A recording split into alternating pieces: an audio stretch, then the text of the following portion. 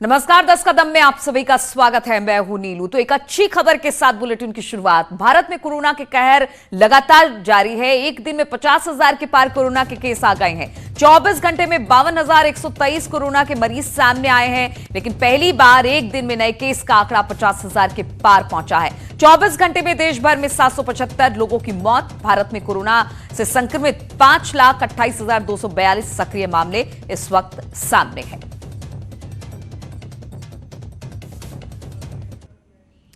और केंद्र सरकार ने अनलॉक 3 की गाइडलाइंस जारी कर दी है और गृह मंत्रालय की ओर से जारी दिशा निर्देश में 5 अगस्त से जिम खोलने की इजाजत दे दी गई है। साथ ही सरकार ने नाइट कर्फ्यू को भी हटा दिया है। मेट्रो, रेल और सिनेमा घर पर पाबंदी जारी रहेगी। सरकार ने कहा कि स्वतंत्रता दिवस के कार्यक्रम सोशल डिस्टेंसिंग के साथ करवाए जाएं। इसके अलावा अन्य स्वास्थ्य प्रोटोकॉल का पालन करना होगा।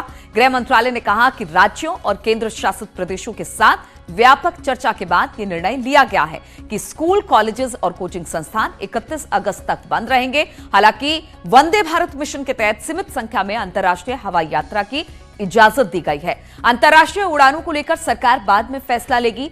Metro, rail, cinema hall, swimming pool, theatre, bar, auditorium, assembly hall पहले की तरह बंद रहेंगे। वहीं कंटेनमेंट जोन 31 अगस्त तक लॉकडाउन यहां पर जारी रहेगा।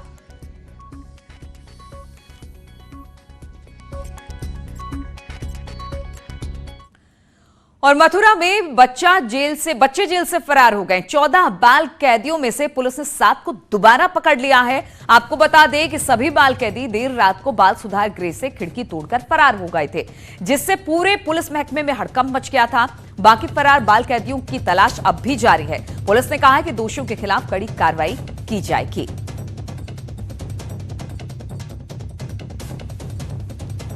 तो 14 बाल कैदी फरार हुए थे। करीब 2:30 बजे की ये घटना है, जिसमें से 14 जो जुवेनाइल हैं, जो यहाँ जुवेनाइल ऑब्जर्वेशन होम में रखे गए हैं, उनमें से 14 जो है वो रात में यहाँ पर जो खिड़की है उसको तोड़ करके यहाँ से फरार हो गए हैं। सूचना प्राप्त होते ही लगातार पुलिस की टीमें पूरे क्षेत्र में भ्रमण करके उनको रिकवर करने की कोशिश कर रही हैं। तो 14 में से जो 7 हैं उनको रिकवर कर लिया गया है, मुनाविरक्षा में ले लिया। पूछ ली भैया पूछ। और बातचीत करने के लिए मथुरा से नितिन हमारे साथ, हमारे संवाददाता जुड़ा है। नितिन, 14 बाल कैदी फरार हुए थे, बताया जा रहा है 7 को पकड़ लिया गया है, लेकिन 7 अब भी फरार हैं। पुलिस कहां दबिश दे रही है फिलहाल? जी देखिए, हम अपने दर्शकों को बताना चाहेंगे कि जिस तरीके से ये एक बार फिर जो बाल गृह से बच्चों के फरार होने का मामला आया है, काफी गंभीर मामला है। और जैसे ही पुलिस को देर रात मालूम पड़ा कि बच्चे फरार हो गए, 14 बच्चे फरार हुए, पुलिस ने सर्च ऑपरेशन चलाया जिसमें 7 बच्चे गिरफ्तार कर लिए थे। वहीं जो अब 7 बच्चे शेष बचे हैं उनकी गिरफ्तारी के लिए प्रयास तेज कर रही है। उनके परिवारजनों को तलाश किया जा रहा है, उनके परिवारजनों के यहाँ तलाश किया जा रहा है। उनके घर पर जो पुलिस है वो फोर्स भेजी गई है। साथ ही कई अन्य टीमें चौराहे और तिराहे पर खोजबीन कर रहे हैं ताकि जो 7 बच्चे हैं वो मिल सकें। उधर डीएम ने इस सारे मामले को काफी गंभीरता से लिया है। साथ ही उन्होंने इस मामले की मजिस्ट्रेटी जांच बिठा दी है, क्योंकि जिस तरीके से एक साथ जो 14 बच्चे फरार हुए हैं, काफी बड़ा मामला है। और इस मामले में जो लापरवाह दोषी हैं, पुलिसकर्मी थे और जो वहां सुरक्षाकर्मी थे, उनके खिलाफ एफआईआर कराने के आदेश भी जिलाधिकारी के द्वारा दे दिए गए हैं। जी चलिए नितिन, बहुत बहुत शुक्रिया आपका जानकारी देने के लिए। तो बाल सुधार गृह थे, कल 14 बच्चे फरार हुए थे, लेकिन 7 को पकड़ लिया गया। 7 की तलाश अब भी की जा रही है। और किस तरह से जो 14 बाल कैदी वहां से फरार हुए, उसके पीछे क्या वजह रही, अब इस पर जांच बिठा दी गई है। और अब इस रिपोर्ट में देखिए, आखिर क्यों उन्नाव सदर से बीजेपी विधायक पंकज गुप्ता धरने पर बैठ गए। रात 2 बजे बीजेपी के उन्नाव सदर से विधायक पंकज गुप्ता बीजेपी कार्यकर्ताओं के साथ पुलिस के खिलाफ सदर कोतवाली में धरने पर बैठे हैं। सरकार अपनी है तो आखिर कौन सी बात हो गई जिससे बीजेपी विधायक को धरने पर बैठना पड़ा। जब बात हुई तो पता चला कि विधायक जी पुलिस से खासे नाराज हैं। विधायक का कहना है कि पुलिस बीजेपी कार्यकर्ताओं और आम लोगों को हवालात में डाल रही, वहीं अपराधी खुलेआम घूम रहे। विधायक ने ये भी कहा कि उन्नाव पुलिस की शिकायत सीएम से करेंगे, साथ ही मामले को विधानसभा में भी उठाएंगे। वहाँ के 10-12 बुजुर्गों को सीओ सिटी पकड़ के लाते हैं कोतवाली में मेरे फ़ोन करने के बाद भी कि ये शरीफ लोग हैं, इनके साथ दुर्व्यवहार ना किया जाए, उनको कोतवाली में लाकर रामजीत यादव और यहाँ के COCD मिलकर मारते हैं लाठी डंडों से। उनके चोटें हैं यहाँ पर और उनको उठा के हवालात में ठूस दिया जाता है जैसे वो अपराधी है। अपराधी खुलेआम घूम रहे हैं और ये शरीफ आदमी को अपराधी बनाने का काम कर रहे हैं। ये दुर्भाग्यपूर्ण है। हमारे प्रधानमंत्री जी, मोदी जी, योगी जी लगातार रात दिन मेहनत कोरोना की लड़ाई में लड़ रहे हैं, लगातार अधिकारियों को अवसर दे रहे हैं। योगी जी मौका दे रहे हैं कि आप ईमानदारी से काम करके अपराधियों पर लगाम लगाएं। ये अपराधियों पर लगाम लगाने के लिए यहाँ उन्नाव की पुलिस नहीं बैठी है, ये शरीफ लोगों को प्रताड़ित करने के लिए, धन उगाही करने के लिए यहाँ की पुलिस बैठी हुई है। विधायक के धरने की खबर मिलने के बाद DM और SP मौके पर पहुंचे। DM ने जांच कराकर कार्रवाई का आश्वासन दिया। जो कार्रवाई हुई थी उसमें उनका कहना था कि कुछ लोगों को मारा पीटा गया है। प्रार्थी गणों की तरफ से एक प्रार्थना पत्र दिया है, उसमें मेडिकल कराने की मांग की गई है और उस प्रार्थना पत्र पर जो भी विधिक कार्रवाई होगी वो की जाएगी। पुलिस अधीक्षक महोदय, जिलाधिकारी महोदय आए, उनसे हमारी वार्ता भी हुई और वार्ता के क्रम में उन्होंने हमको आश्वस्त किया है कि जो भी इनकी शिकायत है वो उनको दी जाए, परीक्षा कराकर वैधानिक कार्रवाई भी की जाएगी, इन सभी लोगों का मेडिकल भी कराया जाएगा, तो जो भी दोषी अधिकारी उनके विरुद्ध कठोर से कठोर कार्रवाई की जाएगी। DM के आश्वासन के बाद विधायक का धरना तो खत्म हो गया, लेकिन अपने साथ कई सवाल छोड़ गया कि आखिर ऐसी परिस्थितियां क्यों बनी जिससे सत्ताधारी दल के विधायक को धरने पर बैठना पड़ा। वहीं इससे विपक्ष को एक नया मुद्दा मिल सकता है। अनुज गुप्ता, न्यूज़ 18 उन्नाव। तो बिल्कुल, तो ऐसे आखिर परिस्थिति क्यों बनी कि बीजेपी के ही विधायक को धरने पर बैठना पड़ा और वो भी साफ तौर से पुलिस वालों पर उंगली उठाते नजर आए कि वो शरीफों को उठाकर पुलिस थाने लेकर जा रही है, उनके खिलाफ कार्रवाई कर रही है, लेकिन जो गुंडे बदमाश है उनके खिलाफ कार्रवाई नहीं कर रही है। और इसको लेकर जबरदस्त ड्रामा विधायक का चला। वहां पर वो धरने पर बैठे रहे, पुलिस वहां पर पहुंची, DM, SP तमाम लोग वहां पर पहुंचे, जांच किए बाद उन्होंने कार्रवाई करने का आश्वासन दिया, तब जाकर विधायक साहब धरने से उठे हैं। तो ये बातें विधायक साहब ने कही कि बहुत सारे लोगों को थाने बुला लिया जाता है, उनका कोई जुर्म नहीं होता, लेकिन पुलिस डंडे के बल पर उनको लेकर जाती है, उनको मारती पीटती है, शरीफों को परेशान कर रही है पुलिस। तो इस तरह की कई बातें और कई आरोप पुलिस पर विधायक साहब ने लगाए।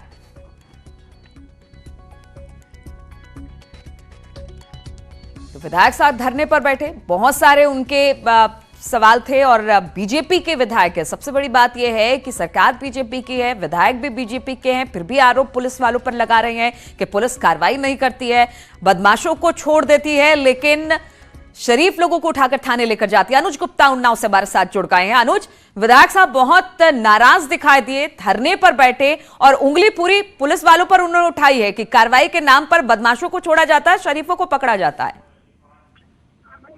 जी बिल्कुल, जिस तरह से विपक्ष भी पुलिस पर आरोप लगाता है, आज विधायक बीजेपी विधायक पंकज गुप्ता ने पुलिस पर आरोप लगाए कि जो दोषी कोई कार्रवाई नहीं करती है, लेकिन जो दोषी नहीं है उनके खिलाफ जबरदस्ती की कार्रवाई लेकर देर रात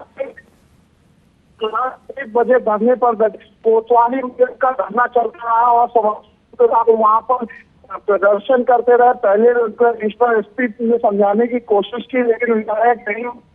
इसके बाद लगभग बिल्कुल, तो पुलिस की कार्य प्रणाली पर विधायक साहब ने सवाल उठाया, धरना दिया, अब आश्वासन मिला है, तो शायद जो विधायक साहब की परेशानी है या जो सवाल विधायक साहब उठा रहे थे उसका जवाब जरूर मिल गया होगा। बहुत बहुत शुक्रिया अनुज जानकारी देने के लिए। और नोएडा से खबर लेते हैं। यहां पर महिला ने खुदकुशी कर ली है। 62 साल की महिला ने खुदकुशी की है। महागुन सोसाइटी की घटना बताई जा रही है, जहां पर बताया जा रहा है कि ये डिप्रेशन की शिकार थी ये महिला और इस वजह से उसने खुदकुशी की है। कानपुर की रहने वाली थी लेकिन नोएडा में रह रही थी। महागुन मेंशन नाम की इस बिल्डिंग में इस महिला ने सुसाइड किया है। महिला 62 साल की उम्र इसकी बताई जा रही है और कहा जा रहा है कि काफी दिनों से डिप्रेशन में थी ये महिला।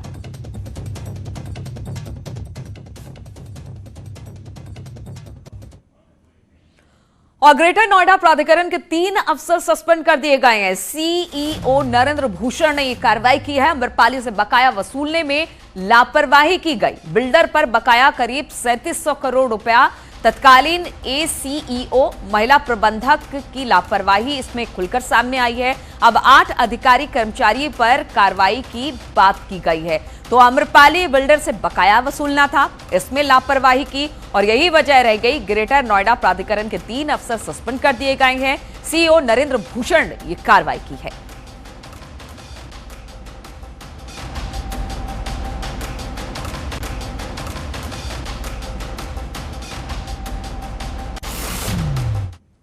और फिरोजाबाद में एसओजी टीम और पुलिस को बड़ी सफलता हाथ लगी है। पुलिस ने मुठभेड़ के बाद 15,000 के नामी कुख्यात बदमाश बाजिद को गिरफ्तार कर लिया है। वहीं एक बदमाश पुलिस को चकमा देकर भागने में कामयाब रहा। पकड़ा गया शातिर बदमाश गोली लगने से घायल हुआ है, जिसे इलाज के लिए अस्पताल में भर्ती करा दिया गया है। शातिर बदमाश बाजिद पर फिरोजाबाद और इटावा में 1 दर्जन मामले दर्ज हैं। सिरसागंज पुलिस को और हमारे जो फिरोजाबाद जनपद की एसओजी टीम है उसको सूचना मिली कि कुछ बदमाश किसी घटना की फिराक में घूम रहे हैं। इसलिए उन्होंने घेराबंदी की और बदमाशों का चेकिंग शुरू की। उसमें उनको मोटरसाइकिल से 2 बदमाश आते हुए दिखाई दिए। जैसे ही उन्होंने उसका पीछा किया करा रोड पे और पुलिस को देखते उन्होंने फायरिंग करना शुरू कर दी और क्रॉस फायरिंग में एक बदमाश को गोली लगी, वो गिरफ्तार हुआ है घायल होके। दूसरा बदमाश अंधेरा था, वहाँ मौके से भागने में सफल हुआ। हमारे एक पुलिसकर्मी को भी चोट आई है, विजय कुमार आरक्षी है सिरसागंज का। सभी को इलाज के लिए अस्पताल भेजा गया है। इसके दूसरे साथी की तलाश हम लोग कर रहे हैं। तो बाजिद पर 1 दर्जन मामले दर्ज थे और अब उसे पकड़ लिया गया। हालांकि उसका एक साथी भागने में कामयाब रहा है, लेकिन पुलिस के लिए एक बड़ी सफलता कही जा सकती है। लगातार ऑपरेशन क्लीन चलाया जा रहा है और इसी को लेकर पुलिस कार्रवाई बदमाशों के खिलाफ कर रही है। और कानपुर की बात करते हैं। विकास दुबे के कारोबारियों पर शिकंजा कसा है। पनाह देने वाले अब जेल जाएंगे। कॉल डिटेल के आधार पर यह पूरी पहचान कर ली गई है।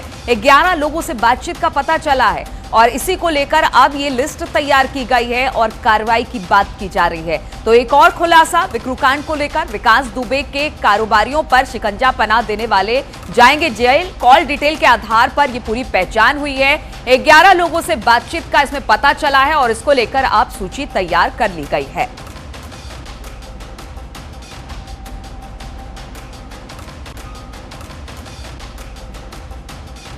तो विकास दुबे को लेकर एक लिस्ट तैयार की गई है। कॉल डिटेल के आधार पर यह लिस्ट तैयार की गई है। विकास दुबे के कारोबारियों पर शिकंजा कसने की यह तैयारी है। बताया जा रहा है कि जो कॉल डिटेल के आधार पर जो लोग इसमें निकलकर सामने आए हैं उसके आधार पर अब पहचान कर ली गई है। 11 लोगों से बातचीत का पता चला है और इसको लेकर अब एक लिस्ट तैयार कर ली गई है और अब इन पर कानूनी शिकंजा कसने की तैयारी है।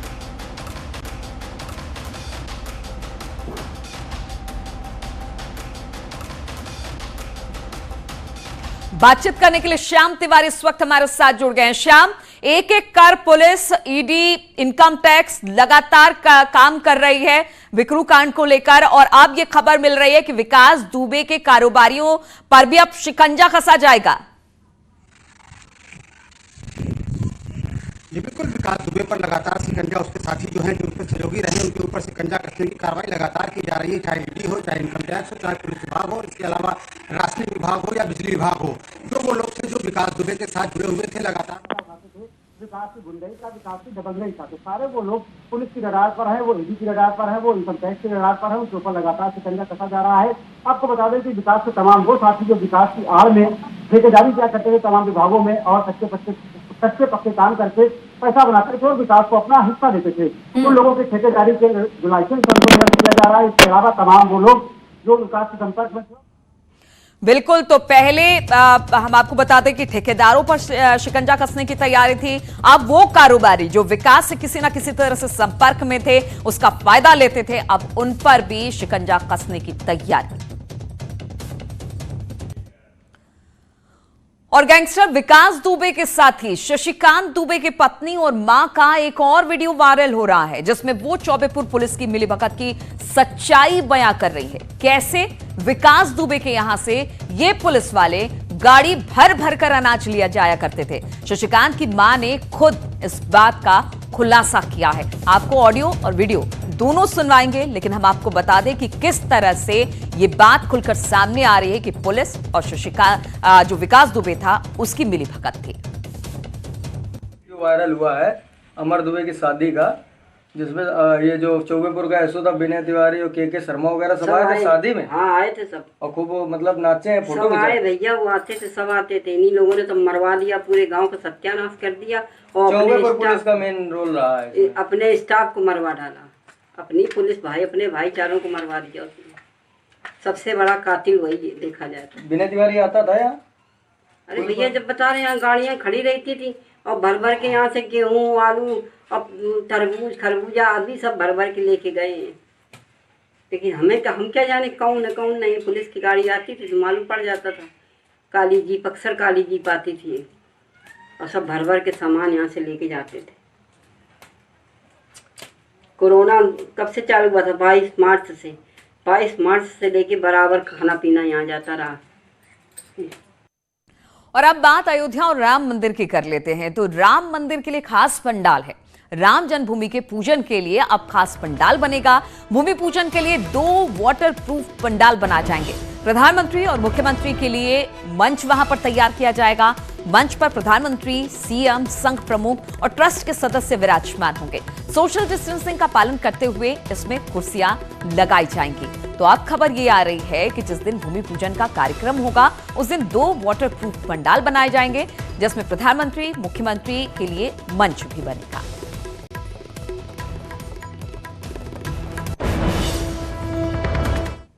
तो राम मंदिर निर्माण से जुड़ी हर खबर हम आपको दे रहे हैं। राम मंदिर निर्माण में अभी विदेशी मुद्रा स्वीकार नहीं की जाएगी। विदेशी राम भक्तों से ट्रस्ट अभी किसी तरह का कोई विदेशी मुद्रा नहीं लेगा, इस बात को कहा गया है। ट्रस्ट के महासचिव चंपत राय का इसको लेकर बयान आया है।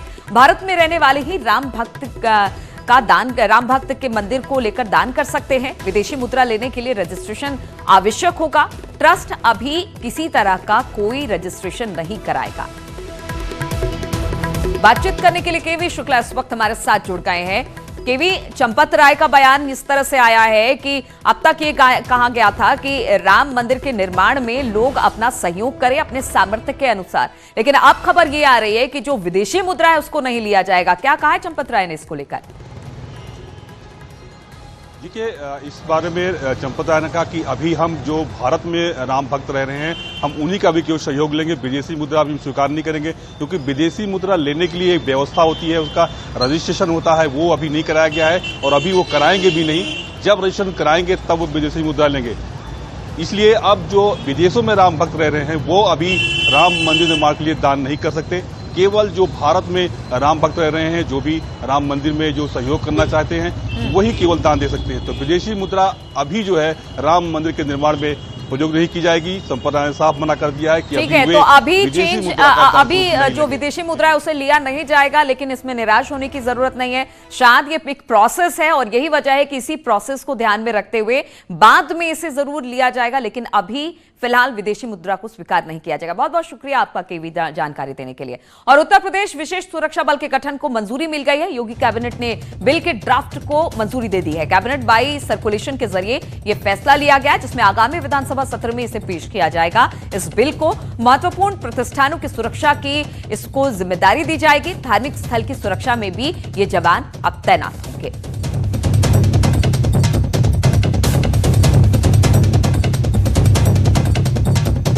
यूपी विशेष सुरक्षा बल के गठन को मंजूरी दे दी गई है। योगी कैबिनेट ने बिल को ड्राफ्ट कर दिया है। अब मंजूरी के लिए कैबिनेट जाएगा, वहां से इसे पास कराया जाएगा। सर्कुलेशन के जरिए यह फैसला लिया जाएगा और कहा यह जा रहा है कि आगामी विधानसभा सत्र में इस बिल को पेश किया जाएगा। महत्वपूर्ण प्रतिष्ठान की सुरक्षा की इसको जिम्मेदारी दी जाएगी। बातचीत करने के लिए अजीत हमारे साथ जुड़े। अजीत, क्या जानकारी मिल रही है?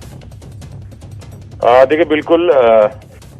हेलो जी अजीत, हम आपको सुन पा रहे हैं। एक बार सवाल फिर से दोहराएं। बिल्कुल अजीत, जिस तरह से कहा यह जा रहा है कि जो विशेष सुरक्षा बल है उसके गठन को मंजूरी दे दी गई है, ड्राफ्ट तैयार कर लिया गया है, अब इसे सत्र में रखा जाएगा, बिल को पास कराया जाएगा। देखिए बिल्कुल उत्तर प्रदेश विशेष सुरक्षा बल के गठन से संबंधित जो विधेयक है उसको उत्तर प्रदेश की कैबिनेट से मंजूरी मिल गई है, मुख्यमंत्री की मोहर लग गई और बाकायदा जो 22 सर्कुलेशन कैबिनेट के जरिए फैसला लिया गया, जिसके तहत अब यूपी जो एसएसएफ के जवान है, मेट्रो रेल है, एयरपोर्ट है, जिला न्यायालयों के साथ साथ जो औद्योगिक संस्थान है, बैंक है या वित्तीय संस्थान समेत महत्वपूर्ण जो प्रतिष्ठान है या धार्मिक या तीर्थ स्थल है, वहां पर अन्य संस्थानों की जो सुरक्षा की जिम्मेदारी दी जाएगी उसके लिए विधेयक आगामी जो सत्र होगा विधानसभा का उसमें बाकायदा इस पर बिल लाया जाएगा। लेकिन अभी फिलहाल उत्तर प्रदेश की जो कैबिनेट है, योगी कैबिनेट है, सरकार की तरफ उस पर अंतिम मोहर लगा दी गई। तो कहीं न कहीं सुरक्षा बिल्कुल अजीत, तो ड्राफ्ट को मंजूरी मिल गई है, विधानसभा के अगले सत्र में इसे पास कराया जाएगा और ये काफी महत्वपूर्ण भी मानी जा रही है। बहुत बहुत शुक्रिया आपका जानकारी देने के लिए। तो इसी के साथ इस बुलेटिन में फिलहाल इतना ही, रुकेंगे छोटे से ब्रेक के लिए, ब्रेक के बाद अपना उत्तर